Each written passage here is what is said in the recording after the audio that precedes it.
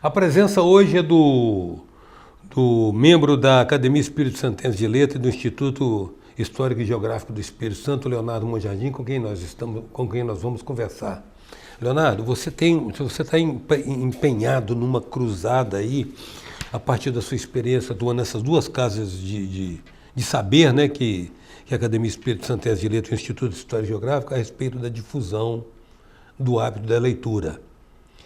Essa é uma empreitada e tanto à luz da tecnologia que nós temos hoje, né, Leonardo? Sem dúvida, né? É um adversário que tem que ser respeitado. Como é que você está lidando com isso? Veja bem, isso despertou, eu já faço isso já tem algum tempo, pratiquei isso enquanto representando algumas instituições, quando tive a oportunidade de ser presidente do Instituto Histórico e Geográfico, já enveredei por essa ideia da circulação de livros, né? Eu costumo dizer que é você distribuir saber, e também quando tive a oportunidade, quando estive em Vila Velha como subsecretário, desenvolver esse trabalho também, e aí não só nas bibliotecas, mas também a experiência com a comunidade. E aí que foi observar o quanto existe esse desejo dentro das comunidades, às vezes de algumas pessoas de quererem ler, mas em fruto, por conta do livro ser um produto ainda caro no nosso país, eles não têm oportunidade. E foi aí que surgiu algumas ideias, e aí surgiu a ideia do projeto Compartilhe Saber desde 2015, que é arrecadar livros e distribuir em comunidades. Mas sem dúvida nenhuma agora, o que me chamou muita atenção foi quando eu tomei conhecimento dos índices, né, do Brasil do ponto de vista de leitura, do ponto de vista de analfabetismo, que me despertou que eu achei que eu estava fazendo muito pouco, só distribuir pontualmente algum livro. Eu acho que a gente precisa fazer uma transformação de consciência, começar a formar conceitos para ultrapassar esse limite da distribuição do livro e passar a realmente a formar um conceito nas instituições, formar um conceito nos próprios leitores assíduos, de maneira que alguns deles, por exemplo, a ideia de não se guardar o livro, né? Você adquire um livro, compra, lê e depois você faz com que esse livro circule para outras pessoas. Se todo mundo começa a construir essa ciranda, né? a ciranda do saber, isso vai facilitar com que a sociedade se informe mais. Esse é um dos aspectos, é um conceito que a gente precisa implantar no dia a dia da nossa sociedade. O segundo ponto é justamente fazer com que as instituições comprem essa ideia, como de fato já vem acontecendo com algumas instituições como a OAB, a CDL, o Rotary Club, algumas instituições que já começam a assumir essa responsabilidade eu costumo dar protagonismo ao livro, porque a gente ainda não conseguiu ter a compreensão da importância e a transformação que a leitura e o livro possa fazer numa sociedade. E o que acontece? Se você parar para observar, tudo passa pelo livro, tudo passa pelo saber da leitura. Ninguém consegue se profissionalizar, ou ser um professor, ou ser um advogado, ou ser um médico, sem o conteúdo, né, da leitura. Então, o livro nada mais é que o alicerce de uma sociedade. E os índices que eu falei agora há pouco, eles são muito ruins no Brasil. Só para você ter uma ideia, uma pesquisa apresenta que 44% da população brasileira sequer iniciou a ler um livro. Ou seja, nós estamos falando de quase 100 milhões de pessoas, né, que nunca iniciou uma leitura. E além disso, nós temos 30% que nunca comprou um livro. Então você imagina o quanto que isso representa, né, para esse país de mais de 210 milhões. Mas como você está vendo o desafio dos novos formatos? Por exemplo, você vê a Amazon desenvolver o Kindle, né, o leitor digital dela, né? Quer dizer, continua sendo um conteúdo diferente, mas em outra plataforma. Exatamente. Você acha que você consegue resgatar o hábito da leitura pelo formato convencional ou existem outros mais desafios ainda, que é exatamente incentivar a leitura com outras ferramentas? Por exemplo, eu acho que isso vem ao encontro do que há de moderno hoje na sociedade. Não tem como você virar as costas para a tecnologia. Isso aí seria uma aberração. Mas eu tenho uma tese, é uma coisa muito particular minha. Eu acho que essa introdução, dessa formação do leitor, primeiro ela tem que ser na primeira idade. Isso aí não sou eu que estou dizendo. Existe, científico, né? Existe pesquisa científica que mostra que a primeira idade, o gosto, né? Exatamente. Aliás, tem uma frase que é muito interessante que diz que ser um bom leitor não é um dom, é um hábito que se adquire no dia a dia praticando a leitura. Então isso tem que ser feito o quanto antes. Isso está comprovado. Inclusive tem a informação científica de que o incentivo da leitura na primeira idade, ela transforma muito a capacidade intelectual do ser humano. Não tem dúvida. Então, isso é interpretação de texto, percepção. Exatamente, porque inclusive os estudiosos falam, né, há uma diferença enorme de quem sabe ler e escrever e do letramento, né, que é uma compreensão muito mais ampla do que você ler um texto. Às vezes tem pessoas que leem um texto, mas não têm a capacidade de depurar ele, de interpretar. E o letramento é exatamente essa capacidade de você se envolver com o texto, transmitir várias ideias que ele possa estar passando. E isso se adquire com o hábito da leitura, lendo realmente bastante. Então eu acredito muito no instrumento do livro. O papel, eu acho que é a ferramenta para iniciar esse processo de... Agora, depois que você cria o hábito da leitura, eu acho que aí você lê tudo. Você lê gibi, você lê jornal, revista... Bula de remédio. Tudo, exatamente. Porque é uma coisa prazerosa, leve e gostosa, né? Porque você observa quem tem a dificuldade de ler, que é um castigo, né? Para algumas pessoas. Você já traz com você também, desde a meninice, o hábito da leitura, ou simplesmente instalou sua consciência de que a leitura é transformadora e virou uma cruzada sua, como a gente está vendo que é? Foram vários momentos. Inicialmente não tinha essa compreensão. Eu lembro que eu comecei a ler de forma taxativa nas escolas, naquela roda de leitura que o professor mandava abrir o livro e cada um tinha que ficar lendo um pedaço. Né? Era um exercício que era praticado, não sei se hoje ainda esse instrumento, esse hábito é feito. Mas eu comecei ali. Mas depois, o que me chamou muita atenção para a leitura foi a história. Eu sempre fui muito apaixonado pela história, então não tinha jeito, né? Quem gosta de história tem que ler. E comecei a ler muito para conhecer um pouco da história do nosso país, um pouco da história do Espírito Santo, é uma coisa que me chama muita atenção. A história da moeda brasileira, sou um colecionador também, né? Então eu gostei muito sempre de ler essa questão da numismática.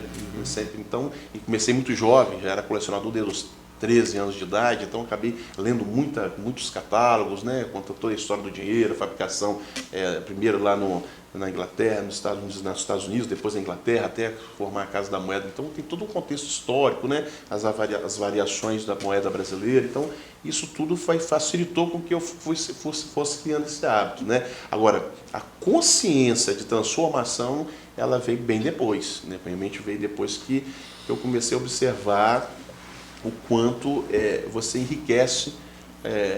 A leitura ela te dá não só o aspecto profissional, técnico, não. É a capacidade que a gente falou de interpretar, de compreensão, de reconhecer culturas. E ela te dá uma gama de informação que te socializa melhor. Você consegue se socializar melhor. Porque quanto mais informação que você tem, mais facilidade você tem de dialogar com o que é diferente.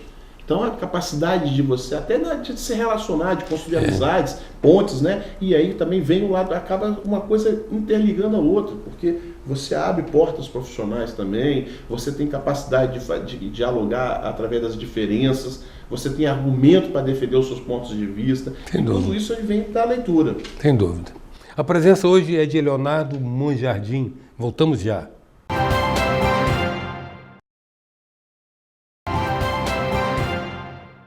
Voltamos com a presença de Leonardo Monjardim. Estamos falando da cruzada do Leonardo a respeito da difusão do hábito de leitura. E a propósito, Leonardo, quem são as... Primeiro, me entendo, como é que é o modus operandi do programa Compartilhe e Saber? Como é que funciona? Como é que funciona isso? Baseado naquele conceito que eu disse que a gente precisa construir, que as pessoas não devem se apegar ao seu livro, a ideia... Não vai reler mesmo, né? A questão fundamental mas são os livros técnicos é livro de consulta, né? O livro do dia a dia que a gente costuma ler, esse a gente não utiliza mais do que uma vez, muito raramente. Muito raramente. Então a ideia é o quê? Que as pessoas se desprendam desse livro, doem esse livro para esse projeto, e esse projeto a gente leva para as comunidades aos sábados para entregar às pessoas que às vezes não têm o poder aquisitivo de comprar um livro. Porque o livro no Brasil ele é muito caro. Mas em função, inclusive, eu fiz um estudo, acreditando que como os outros produtos no Brasil são caros, imaginando que seria caro em função da carga tributária, mas eu fui acabar descobrindo que não. Nesse caso, inclusive, nós estamos até bem posicionados do ponto de vista da redução tributária. O problema do Brasil é que você, para ter como todo objeto, você tem um custo fixo de produção. E como no Brasil a leitura é muito pouco difundida, né, é muito pouco habilitada, pra você ter uma ideia, na França um francês lê 21 livros por ano. No Brasil nós estamos lendo 2,43, ou seja, menos de 2,5 livros. Aí o que ocorre com isso? A tiragem desse mesmo livro que é vendido aqui no Brasil e na França, a tiragem na França é de 70 mil livros e no Brasil é 3 mil. Mas como você tem um custo fixo, o que ocorre? Aí, quando você faz a distribuição do custo fixo por 3 mil, ele fica muito mais caro. Então fica uma coisa, às vezes, muito inacessível, né, para as pessoas de baixa renda realmente adquirir. Então a ideia é fomentar essa transformação de você utilizar esse livro que é comprado, porque tem condições, e levar para aqueles que às vezes têm vontade de ler, ou ainda que não adquiriram esse hábito, mas que a gente fomente essa prática. Formar público, a verdade é formar público. E principalmente as crianças. O foco principal dessa ideia, desse projeto, dessa cruzada, é formar uma nova geração de leitores. Por quê? Eu acredito muito na transformação da sociedade através da leitura. Porque não é só o aspecto intelectual, é o aspecto da capacidade de adquirir informação que vai desencadear outras coisas importantes para o país. Eu costumo dizer que se o governo investir mais nesses projetos de incentivo à leitura e nós tornarmos uma sociedade brasileira mais culta e mais leitora, nós vamos ter investimentos menores na segurança, nós vamos ter investimentos menores na saúde, porque quanto se gasta em tratamento de doenças que são adquiridos, às vezes, por falta de conhecimento. Então, se a pessoa tem informação, sabe ler, tem conhecimento... Expande a consciência, né? Exatamente. Você começa a reduzir investimentos em outras áreas de acordo com... Agora, você conseguiu articular atores, pessoas que chegam junto com você, por exemplo, a sua ideia é meritória do ponto de vista de uma consciência cívica e cidadã admirável. Não tem como fazer um questionamento ainda dessa, por tudo que ela promete de transformação positiva. Mas aí você tem conseguido mobilizar apoio, por exemplo, arrecadar livros, aí as pessoas se dispõem a coletar. Você tem que ter estrutura. Como é que você tem uma estrutura de recepção, de coordenação, de entrega, de catalogação das comunidades que estão interessadas? Então, eu acho que eu estou vendo um novo momento dessa minha cruzada, como você mesmo coloca. Por quê? Eu sempre fiz isso acreditando, porque sempre acreditei nessa tese de que a leitura é fundamental na transformação do ser humano e da sociedade, mas foi, vamos dizer assim, vamos classificar, eu fiz um movimento até pouco tempo amador.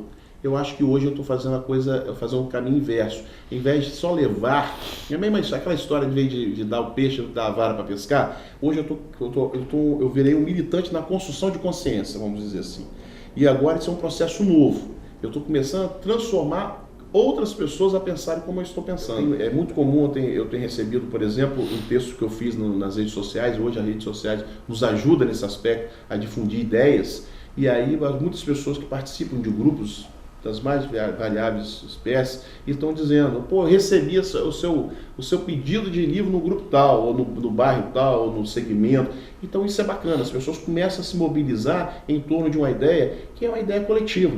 Né? É lógico que ela partiu aqui, isso foi uma semente que eu plantei, mas que pouco a pouco ela está se desprendendo, deixando de ser essa plantinha do Leonardo para passar a ser uma planta das instituições, como da OAB que está agora lá com a gente, ou do Rotary Club, da CDL, e de outras pessoas que também vão começar a fazer essa engrenagem rodar e crescer. Eu acho que é por aí. Porque tem um desafio aí fundamental que fala-se que um hábito é uma coisa que é mais enraizada que um vício. O vício, a pessoa chega num limite que é continuar ou parar, né? E fazer uma escolha. E o hábito não, o hábito vira uma segunda natureza. Então as pessoas realmente têm que fazer um trabalho de conscientização, de difusão, de reiteração da mensagem de que o livro que não é técnico, o livro que não é estudo, que não é de estudo, depois de lido, ele não vai ser relido, muito raramente ele vai ser relido. Ele vai ornamentar a sua biblioteca, né? E não vai cumprir nenhuma função mais, a não ser de um ornamento da sua biblioteca, né? Então, eu acho que quebrar esse hábito, ou seja, culturar, evangelizar com a necessidade de a pessoa reavaliar o seu comportamento, o seu condicionamento, vai ser muito importante para poder fazer os livros circularem. Hoje eu consegui ter uma compreensão mais ampla desse conceito e criar isso como missão. Essa é a ideia de ser um missionário de formação das pessoas de uma sociedade melhor, através da leitura. O entendimento é esse mesmo. Agora, é interessante que isso também tem esse caráter muito do voluntariado e que não fica, de uma certa maneira, condicionado a um apoio de instituição pública, porque aí você cria um tipo de relação e de dependência que pode comprometer, né? Exatamente. Eu acho que isso tem que ser uma coisa da sociedade mesmo, como isso acontece na cultura americana, né? Esse voluntariado é uma coisa muito comum. E a gente precisa adquirir esse hábito com coisas que vão transformar mesmo a sociedade. Não adianta você construir... Eu defendo muito assim, a construção de um resultado, ela pode ser benéfica naquele momento. Agora, quando você muda o comportamento da sociedade, aí você transmite isso de geração para geração, e é exatamente aquilo que você falou, é você criar o hábito. Isso, quando você, depois que estiver estabelecido, certamente não vai haver mais uma necessidade de se trabalhar isso, porque isso vai ser transmitido de geração em geração. Você tem uma bela empreitada pela frente. O que a gente pode fazer aqui, na medida do possível, como o beija-flor no incêndio da floresta, exatamente. Entendeu? Oferecer a nossa contribuição para essa bela cruzada. Parabéns pela sua iniciativa. Eu quero agradecer. E agradecer também a sua presença em vir cá compartilhar conosco o seu propósito. Eu que agradeço, que é sempre uma oportunidade da gente divulgar cada vez mais e despertar esse sentimento em outras pessoas. Então, eu acho que um programa como esse, uma possibilidade dessa entrevista, eu tenho certeza que a partir de agora, outros que estão nos ouvindo vão criar esse sentimento ou vão despertar o olhar para a necessidade de se produzir, reproduzir novos leitores. A presença hoje de Leonardo Monjardim, membro da Academia de Letras do Estado do Espírito Santo, Instituto Histórico e Geográfico do Estado do Espírito Santo. Até já.